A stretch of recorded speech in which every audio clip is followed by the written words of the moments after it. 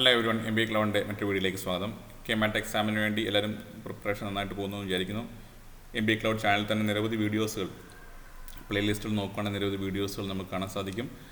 ഏകദേശം 80ഓളം വീഡിയോസ് നമ്മൾ ചെയ്തിട്ടുണ്ട് പ്രീവിയസ് ക്വസ്റ്റ്യൻ പേപ്പേഴ്സിനെയൊക്കെ ബേസ് ചെയ്തിട്ട്. അതെല്ലാം തന്നെ നിങ്ങളുടെ പ്രിപ്പറേഷൻ യൂസ്ഫുള്ളാണ്. GK ആയിട്ട് ബന്ധപ്പെട്ട കുറച്ച് വീഡിയോസുകൾ ചെയ്യാൻ നമ്മൾ ശ്രമിക്കുന്നു. എല്ലാ പഴയ വീഡിയോസുകളൊക്കെ തന്നെ എല്ലാവരും യൂസ് ചെയ്യുക, പരമാവധി നന്നായിട്ട് പ്രിപ്പയർ ചെയ്യുക. നമ്മുടെ വെബ്സൈറ്റിൽ www.ce.kerala.gov.in വെബ്സൈറ്റിൽ പുതിയ കുറച്ച് അപ്ഡേറ്റ്സുകൾ നിങ്ങൾ ശ്രദ്ധിച്ചിട്ടുണ്ടാവും. ഇനിയിപ്പം ശ്രദ്ധിക്കാത്ത ആൾക്കാർക്ക് വേണ്ടി ഒരിക്കൽ കൂടി പറയുന്നു. അപ്പോൾ ഈ അപ്ഡേറ്റുകളാണ് ഈ വീഡിയോ കവർ ചെയ്യുന്നത്. വീഡിയോ പൂർണ്ണമായിട്ട് കാണാൻ ശ്രമിക്കുക. നിങ്ങളുടെ ചില കോമൺ ആയിട്ട് വന്നിട്ടുള്ള കമൻറ്റ് ബോക്സിലൊക്കെ വന്നിട്ടുള്ള ചില ചോദ്യങ്ങൾ നമ്മളിവിടെ ആൻസർ ചെയ്യാൻ ശ്രമിക്കുന്നു. അപ്പോൾ എല്ലാവരും www.ce.kerala.gov.in വെബ്സൈറ്റിൽ വരുവാണെങ്കിൽ താഴോട്ട് വരുവാണെങ്കിൽ PG അഡ്മിഷൻ KMAT കാൻഡിഡേറ്റ് പോർട്ടലിൽ ക്ലിക്ക് ചെയ്യുക. ഇത് തുടർന്ന് നമ്മൾ മറ്റേ പേജിലേക്ക് പോകുന്നു. ഇവിടെ നമുക്ക് നിങ്ങളുടെ ഹാൾ ടിക്കറ്റ് അല്ലെങ്കിൽ അഡ്മിറ്റ് കാർഡ് ഡൗൺലോഡ് ചെയ്യാൻ പറ്റും. അതാണ് ഇപ്പോഴത്തെ ഏറ്റവും പ്രധാനപ്പെട്ട ഇൻഫർമേഷൻ. അപ്പോൾ അത് ഡൗൺലോഡ് ചെയ്യാനായിട്ട് നിങ്ങൾ ആപ്ലിക്കേഷൻ നമ്പർ കൊടുത്ത് ലോഗിൻ ചെയ്യുക.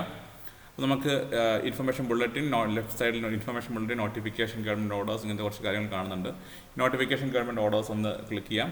നോട്ടിഫിക്കേഷൻ ഗവൺമെൻറ് ഓർഡേഴ്സ് ക്ലിക്ക് ചെയ്യുമ്പോൾ നിങ്ങൾക്ക് അതിൽ തന്നെ അവിടെ ലേറ്റസ്റ്റ് ആയിട്ടുള്ള ഡേ ബിഫോർ യെസ്റ്റർഡേ സാറ്റർഡേ വന്നിട്ടുള്ള രണ്ട് കാര്യങ്ങൾ, notification, press release, guide lines, ഈ കാര്യങ്ങൾ കാണാൻ സാധിക്കുന്നുണ്ട്. അപ്പോൾ ഇത് ഓരോന്നും എന്താണെന്ന് വളരെ ക്വിക്കായിട്ടൊന്ന് പരിശോധിക്കാം. അപ്പോൾ ആദ്യം തന്നെ ഇതിൽ നോട്ടിഫിക്കേഷനിൽ ഒരു ഫസ്റ്റ് ഇറങ്ങും എടുത്തൊക്കെയാണ് നോട്ടിഫിക്കേഷൻ എടുത്തു വെച്ച് കാണാം. നോട്ടിഫിക്കേഷൻ എന്താണെന്ന് നോക്കാം. എഗെയിൻ നോട്ടിഫിക്കേഷനിൽ കാണാൻ സാധിക്കുന്ന പോലെ തന്നെ candidate submitted online application for entrance examination which is to be held on 30th June 2024. Admit can be downloaded, admit card download ചെയ്യാൻ പറ്റുമെന്നാണ് ഫസ്റ്റ് ഇൻഫർമേഷൻ. അപ്പോൾ നിങ്ങൾ ആപ്ലിക്കേഷൻ നമ്പറും പാസ്വേഡും കൊടുത്ത് നിങ്ങൾ ലോഗിൻ ചെയ്യുക. ലോഗിൻ ചെയ്ത് കഴിയുമ്പോൾ നിങ്ങൾക്ക് അവിടെ അഡ്മിറ്റ് കാർഡ് എന്ന് പറയുന്നൊരു ഓപ്ഷൻ കാണാൻ പറ്റും. നിങ്ങളുടെ പ്രൊഫൈലിൽ ചെല്ലുമ്പോൾ അഡ്മിറ്റ് കാർഡ് എന്ന് പറയുന്ന ഓപ്ഷൻ, മെനു ഓപ്ഷൻ കൊടുത്ത് അഡ്മിറ്റ് കാർഡ് ഡൗൺലോഡ് ചെയ്യുക. എഗെയിൻ അതാണ് ഒന്നാമത്തെ കാര്യം ശ്രദ്ധിക്കേണ്ടത്. രണ്ടാമത്തെ കാര്യം, admit card should be brought for the verification in the examination venue for attending KMAT 2024. അത് എടുത്തു പറയുന്നു. അപ്പോൾ എക്സാം ഡൗൺലോഡ് ചെയ്ത് നിങ്ങൾ അഡ്മിറ്റ് കാർഡ് കൊണ്ടുവരണം. ഒരു കാര്യം എടുത്ത് വെച്ചിട്ടുണ്ട്, colour print of the admit card is preferable proper identification candidate ചോദിക്കുന്നു. അപ്പം ചില സ്റ്റുഡൻസ് ഒക്കെ ചോദിക്കുന്നുണ്ട് കളർ പ്രിൻ്റ് എടുക്കണോ വേണ്ടത്. അപ്പോൾ നിങ്ങൾ കളർ പ്രിൻ്റ് എടുത്തോളൂ. ഇവർ തന്നെ പ്രത്യേകം എടുത്ത് പറഞ്ഞിട്ടുണ്ട് കളർ പ്രിൻ്റാണ് പ്രിഫറബിൾ എന്നുള്ളത്. അപ്പോൾ കളർ പ്രിൻ്റ് എടുത്തോളൂ, അതിലാരും മടി വിചാരിക്കേണ്ട. കളർ പ്രിൻ്റ് എടുത്ത് നിങ്ങൾ വരിക. Again, admit card have not been issued to candidates who have not yet remitted balance application fee and who have uploaded defective photographs, signature with the online application form.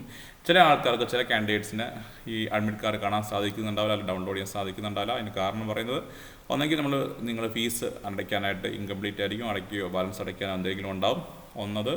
ഒരുപക്ഷെ നിങ്ങൾ upload ചെയ്ത ഫോട്ടോഗ്രാഫ്സിലോ സിഗ്നേച്ചറിലോ എന്തെങ്കിലും defects ഉണ്ടാവും. അപ്പോൾ അങ്ങനെ ഉണ്ടെങ്കിൽ അത് correct ചെയ്യാനുള്ള അവസരം തരുന്നുണ്ട്. സച്ച് കാൻഡിഡേറ്റ്സ് വിത്ത് മെനു ഡീറ്റെയിൽസ്. അപ്പോൾ അങ്ങനെ ഉണ്ടെങ്കിൽ നിങ്ങൾക്ക് നിങ്ങളുടെ ഹോം പേജിൽ ലോഗിൻ ചെയ്യുമ്പോൾ മെമോ എന്ന് പറയുന്ന ഡീറ്റെയിൽസ് കാണാം. മെമോ ഡീറ്റെയിൽസ് കാണാൻ പറ്റും. മെമോ ഡീറ്റെയിൽസിൽ ക്ലിക്ക് ചെയ്താൽ നിങ്ങൾക്ക് കറക്റ്റ് ചെയ്യാനുള്ള ഓപ്ഷൻ, വീണ്ടും റീ അപ്ലോഡ് ചെയ്യാനുള്ള ഓപ്ഷൻ കിട്ടും. So admit card will be release to them as when balance application fee remitted or uploader with a clear image or signature. അപ്പോൾ വീണ്ടും നിങ്ങൾ ഒന്നുകൂടെ കറക്റ്റായിട്ടുള്ള ഇമേജൊക്കെ കറക്റ്റായിട്ട് ഡയമെൻഷൻസിൽ കറക്റ്റായിട്ടുള്ള ഫോട്ടോ സിഗ്നേച്ചറൊക്കെ അപ്ലോഡ് ചെയ്യുമ്പോൾ നിങ്ങൾക്ക് അഡ്മിറ്റ് കാർഡ് ഡൗൺലോഡ് ചെയ്യാൻ പറ്റും എന്നാണ് ഇൻസ്ട്രക്ഷൻ കൊടുത്തിട്ടുള്ളത്. അത് നിങ്ങൾ ചെയ്യേണ്ടത് 28-ാം തീയതി ജൂൺ 28-ാം തീയതി 5 മണിക്ക് മുമ്പായിട്ടാണ്, ഈവനിങ് 5 മണിക്ക് മുമ്പായിട്ട് ചെയ്യണം. ഇത്രയാണ് കാര്യങ്ങൾ പറഞ്ഞിട്ടുള്ളത്. ആർക്കെങ്കിലും ഡൗൺലോഡ് ചെയ്യാൻ സാധിക്കുന്നില്ലെങ്കിൽ ലോഗിൻ ചെയ്ത് മെമോ ഡീറ്റെയിൽസ് എന്ന് ഹോം പേജിൽ കാണാൻ ലോഗിൻ ചെയ്ത ശേഷം കാണുന്നുണ്ടോ നോക്കുക. മെമോ ഡീറ്റെയിൽസ് ക്ലിക്ക് ചെയ്യുമ്പോൾ നിങ്ങൾക്ക് എന്താണ് ഡിഫക്ട്സ്, എന്തുകൊണ്ടാണ് ഡൗൺലോഡ് ചെയ്യാൻ പറ്റാത്തതിനുള്ള റീസൺ കാണുന്നുണ്ട്. നിങ്ങൾക്ക് എന്തെങ്കിലും കംപ്ലയിൻറ്റ്സ്, നിങ്ങളുടെ പേരോ ഫോട്ടോയായിട്ട് ബന്ധപ്പെട്ട് അതൊക്കെ അങ്ങനെ കുട്ടികൾ ചോദിക്കുന്നുണ്ട്. ഫോട്ടോയുടെ പേരിൻ്റെ സ്പെല്ലിംഗ് മാറിപ്പോയി, അങ്ങനത്തെയൊക്കെ ഡൗട്ടുകൾ പറയുന്നുണ്ടെങ്കിൽ, അങ്ങനത്തെ ഡീറ്റെയിൽസ് ഉണ്ടെങ്കിൽ നിങ്ങൾ ceinfo.ce.kerala.gov.in ഇതിലേക്ക് 28/6/2024 മുമ്പായിട്ട് മെയിൽ അയക്കാനായിട്ട് പറയുന്നുണ്ട്. അപ്പോൾ അത് അത്രയും കാര്യങ്ങൾ ഈ ഒരു ഡോക്യുമെൻറ്റിൽ പറയുന്നു. അപ്പം ഞാൻ ഓൾറെഡി നിങ്ങൾ കമൻറ്റിലൊക്കെ ചോദിച്ച പല ചോദ്യങ്ങൾക്ക് നമ്മൾ സെപ്പറേറ്റ് ആൻസർ ചെയ്യാൻ പറ്റാത്തതാണ് കോമൺ ആയിട്ട് കാര്യങ്ങൾ അഡ്രസ്സ് ചെയ്യുന്നത്. ആ പേരിലുള്ള കറക്ഷൻസ് എങ്ങനെ ചെയ്യാം, ഹാൾ ടിക്കറ്റ് കിട്ടാത്തവർ എന്ത് ചെയ്യണം, അല്ലെങ്കിൽ അഡ്മിറ്റ് കാർഡ് കിട്ടാത്തവർ എന്ത് ചെയ്യണം, ഇങ്ങനെയുള്ള കാര്യങ്ങളൊക്കെ ഈ ഒരു വീഡിയോയിൽ ഇപ്പം ഇതുവരെ പറഞ്ഞ കാര്യങ്ങൾ ഞാൻ കവർ ചെയ്തിട്ടുണ്ട്. ഇനി അഡ്മിറ്റ് കാർഡ് ഫോട്ടോ അപ്ലോഡ് ചെയ്യാനായിട്ട് ബന്ധപ്പെട്ടുള്ള ഗൈഡ് ലൈൻസൊക്കെ ഓൾറെഡി നമ്മൾ മുമ്പത്തെ ആപ്ലിക്കേഷൻ പ്രോസസ്സുമായിട്ട് ബന്ധപ്പെട്ടുള്ള വീഡിയോയിൽ instructions for guidelines for uploading photo and signature എന്ന് പറയുന്ന ഡോക്യുമെൻറ്റിൽ എക്സ്പ്ലെയിൻ ചെയ്താണ്. അപ്പോൾ ആ കാര്യങ്ങൾ അതൊക്കെ നോക്കി നിങ്ങൾ ഫോട്ടോ ഡയമെൻഷൻസ് ഒക്കെ നോക്കി ചെയ്യാൻ ശ്രമിക്കുക. അഗൈൻ ഈ കാര്യങ്ങളുടെ സമ്മറി ഒരു മലയാളത്തിലും കൊടുത്തിട്ടുണ്ട്. നിങ്ങൾ 28-ാം തീയതി 5 മണിക്കുള്ളിൽ പരീക്ഷയിൽ എന്തെങ്കിലും അപാകതകളുണ്ടെങ്കിൽ അപ്ലോഡ് ചെയ്ത ഫോട്ടോയിലൊക്കെ അപാകതകളുള്ള ആൾക്കാർ അത് പരിഹരിക്കണമെന്ന ആണ് ഈ മലയാളത്തിലുള്ള ഈ ഡോക്യുമെൻ്റ് സമ്മറി. അപ്പോൾ ഇതാണ് ഓൾറെഡി നമ്മൾ പറഞ്ഞ കാര്യം തന്നെയാണ്. അപ്പോൾ ഹാൾ ടിക്കറ്റ് ഡൗൺലോഡ് ചെയ്യുക. ഇനി കിട്ടാൻ പറ്റാത്ത അഡ്മിറ്റ് കാർഡ് ഡൗൺലോഡ് ചെയ്യുക. അഡ്മിറ്റ് കാർഡ് കിട്ടാത്ത ആൾക്കാർ ഈ പറയുന്ന കറക്ഷൻസ് വരുത്തിയ ശേഷം അഡ്മിറ്റ് കാർഡ് 28-ാം തീയതി 5 മണിക്കുള്ളിൽ ചെയ്ത ശേഷം വരുത്താൻ ശ്രമിക്കുക. എഗെയിൻ മറ്റു പ്രധാനപ്പെട്ട 1-2 കാര്യങ്ങളും കൂടെ പരീക്ഷ എഴുതുന്നതുമായിട്ട് ബന്ധപ്പെട്ട നിർദ്ദേശങ്ങൾ എല്ലാ കാൻഡിഡേറ്റ്സിനും മസ്റ്റായിട്ട് വായിച്ച് നോക്കേണ്ട കാര്യങ്ങളാണ്. അപ്പോൾ ഈ കാര്യങ്ങൾ നിങ്ങളെല്ലാവരും ശ്രദ്ധിക്കുക. നിങ്ങൾ ഫസ്റ്റ് അഡ്മിറ്റ് കാർഡ് ഡൗൺലോഡ് ചെയ്യണം. അഡ്മിറ്റ് കാർഡുമായിട്ട് വേണം നിങ്ങൾ എത്താനായിട്ട്. അപ്പോൾ നിങ്ങൾ ആദ്യം തന്നെ റിപ്പോർട്ടിംഗ് ആണ് വന്നു കഴിഞ്ഞാൽ.